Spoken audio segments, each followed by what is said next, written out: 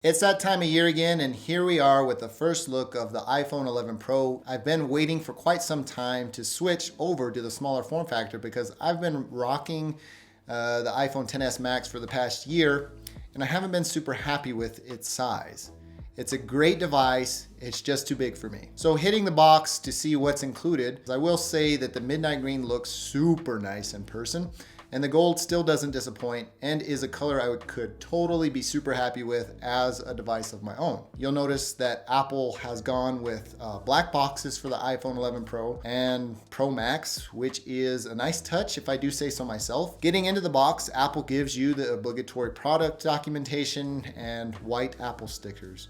It would have been sweet if they included color Apple stickers matching your device's color, but they don't. Lightning connected ear pods, and here's where Apple is doing good because I complained about this in the past with the Pro naming moniker. No more shitty 5-watt power bricks, but I would like to mention that the iPhone 11, the iPhone XR successor, still comes packaged with that crappy 5-watt adapter and USB-A to lightning cable. Let's talk briefly about the iPhone 11 Pro. The base storage still comes in at 64 gigabytes. Which is a damn shame for a Pro device if I do say so myself.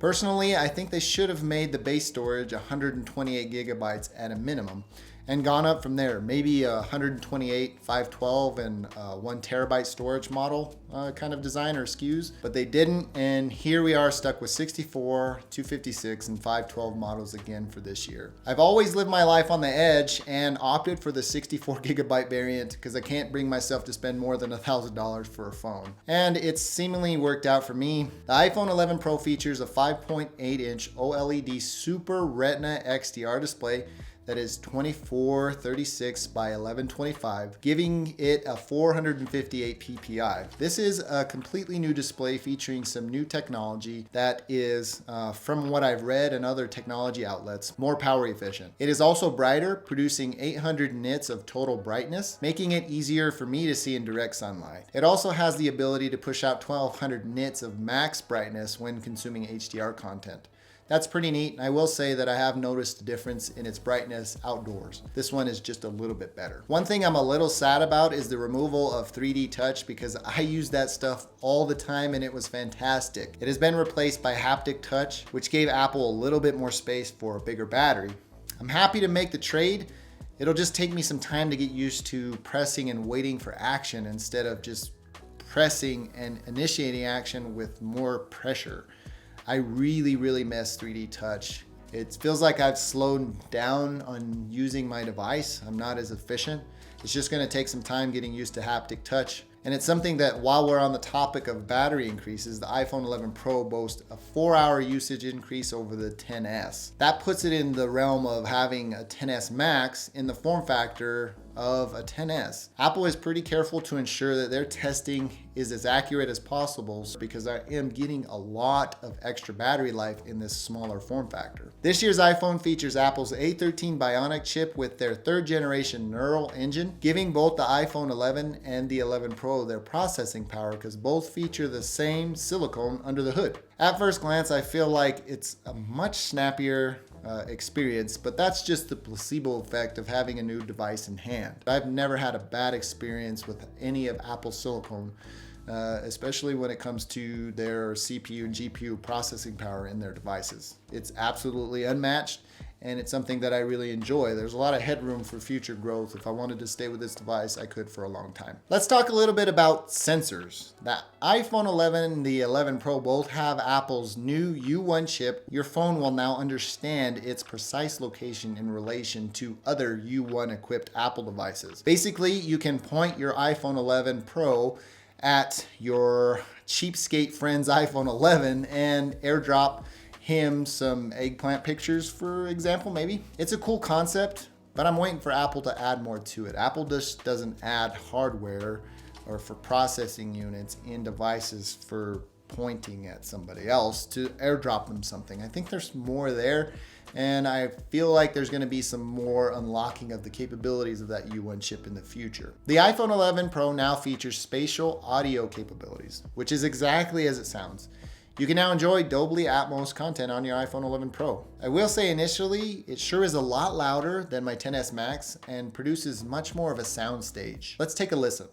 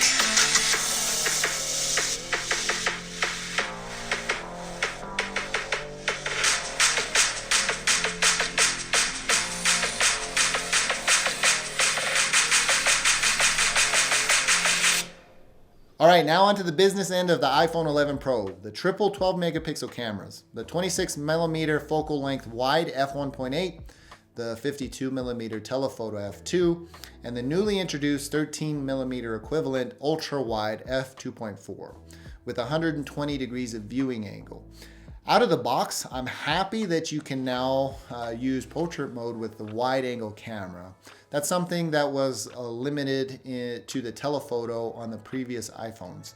And the iPhone is still the king when it comes to video frame rates and resolution. You still have up to 4K 60 FPS, 1080p, 240 FPS, and those are also the ability to add in-camera cinematic video stabilization.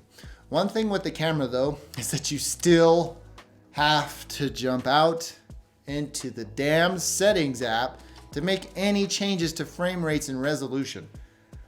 Why is this still this way, Apple? Sometimes I just don't understand what it is you guys are doing and why it is that way. It's been this way since I've been on iPhone and I absolutely hate it. It slows you down and it just makes it so I don't want to shoot on the iPhone because you have to make a premeditated decision to understand what video frame rate and resolution you're going to shoot at prior to opening your camera app, unless you open your settings prior to that and are ready to go in and make those changes. I just opt to use Filmic Pro when it comes to shooting video. I don't understand. Just let me touch the resolution and make a change real quick.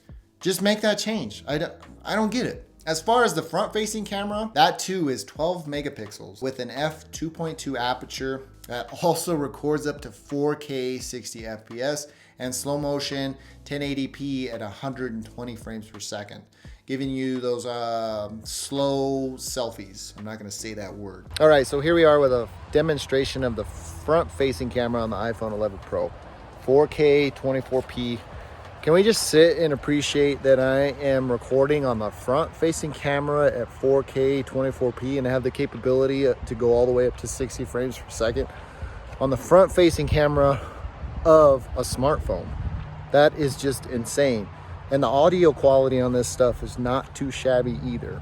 I will say that if you are primarily a video shooter and use your smartphone to shoot a lot of video, I would say get an iPhone 11 Pro, no questions asked. You'll be extremely happy with the quality of video that you're getting off of this device. And you can see, we'll do some walking, that the stabilization is not too shabby either. And this is front-facing camera, holding it with my arm, right in front of my face.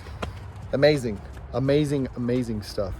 I'm just super stoked that I could shoot faster frame rates on the front-facing camera of my smartphone than I can on my Sony a7 III, at least resolution wise. Quality wise, you know, you're making some sacrifices there, but people don't really notice that. What do you think of this demonstration of the front facing camera? Let me know in the comment down below. There's also an auto widening feature, so when you turn the camera sideways, you can fit more into the frame. Just think about all of the power and awesomeness that's built into this device that you carry with you and use all the time. It's just awesome. And while I'm just gushing over the camera, there's also a new night mode, which I'm excited to test out and use more. In this video, I didn't do the cameras any justice here. Expect my complete thoughts in my full review that will come, I don't know, 2 or 3 months down the road as I get to test this thing in more detail. I think this is the most excited that I've been to have a new iPhone in a very long time. This technology that's built into this device is just absolutely awesome. I miss 3D touch, and I hope they can speed up the haptic touch processing or however that occurs. It just takes too long to get some things done. Anyways, if you like this video and you want to see the full review that's to come later on down the road, feel free to subscribe. Well, that about does it for me in this one. If you enjoyed this video, please feel free to give me a thumbs up. If you didn't, you know what to do. Thank you for taking the time to watch. I'm Tomas, and I will catch you in the next one.